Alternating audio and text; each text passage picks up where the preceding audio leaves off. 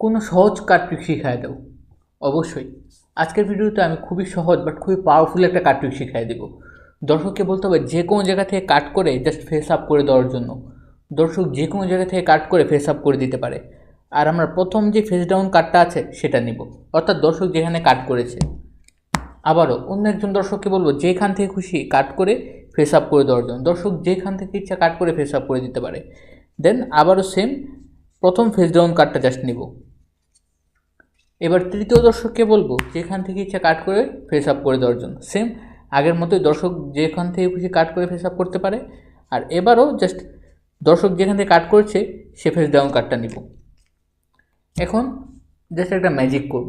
এই ম্যাজিক করলেই দেখা যাবে ভিতর থেকে কিভাবে জানি একটা কার্ড ফেস ডাউন হয়ে যায়। আর এই কার্ডটা হচ্ছে এস ও স্পেড।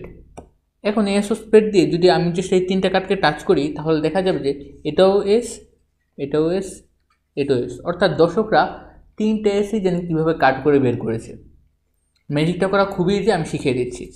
এই ম্যাজিকটা করতে হলে জাস্ট একটু সেট আপ করতে হয়। সেট আপ তো হচ্ছে দুইটা এসকে ফেস আপ রেখে তার উপর যে কোনো দুইটা র্যান্ডম কার্ডকে ফেস আপ করে রাখতে হবে। দেন দুইটা এসকে এর উপরে ফেস ডাউন করে দিতে হবে, অর্থাৎ এ হচ্ছে 6টা কার্ডের সেট আপ। আর এই 6টা কার্ডকে জাস্ট ডেকের টপে রাখলেই সেট আপ রেডি। এখন আমি প্রথম থেকে যে স্টেপগুলো ফলো করলাম এই স্টেপগুলো ফলো করলেই এই ম্যাজিক হয়ে যাবে খুব ইজিলি।